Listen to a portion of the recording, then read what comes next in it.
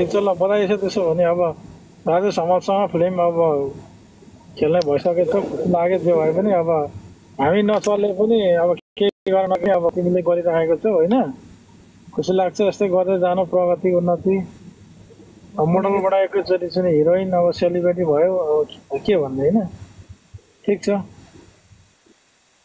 ल न दादा ल थ्याङ्क यू सो मच हजुरलाई धेरै धन्यवाद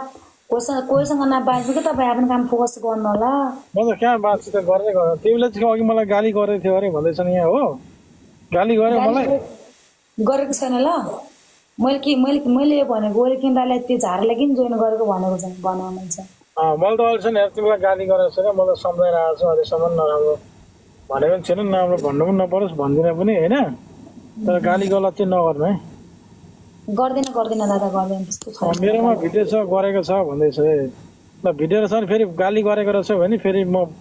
मैले के भने कि ओली किङले किन त्यसलाई जोइन गरेको भनेर पनि अब रेसको तालमा के बोले त थाहा छैन त्यसलाई सरी ल यसरी हात जोडेर सरी भनेर जाऊ अनि तपाईँलाई मैले हात जोड्दिनँ हात जोड्दिनँ जोडेर नमस्कार गरेर मैले गल्ती अब रिसको झ्याकमा बोलेँ माफ पाऊँ होइन तपाईँलाई त गाली गर्नुपर्छ क्या तपाईँको अलिक गाली गरे पनि तपाईँले धेरै मातिनुहुन्छ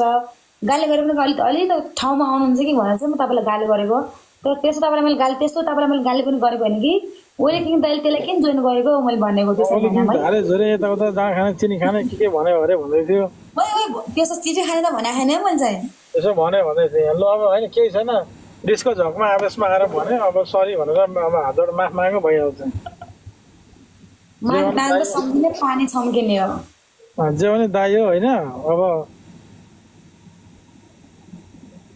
सरी भन सिद्धिहाल्छ नमस्कार के छ ल दादा म गएको ल 12 बजी 1 बजी मेरो गल्ती भयो आवेशमा आएर बोले मैले तपाईँलाई किनमा गाली गरेर जान्छ नि फेरि गाली गरेर जान्छ फेरि हामीसँग भन्न चाहिँ फेरि हुनुहोस् ल बाई बाई त्यो गाली गरेर चाहिँ एकचोटि मेरो अगाडि सुनौँ के भन्दो रहेछ भन्दिनँ ल बाई बाई ल त गए ल bye good night take care miss you दादा राम्रोसँग बस्नु होला राम्रोसँग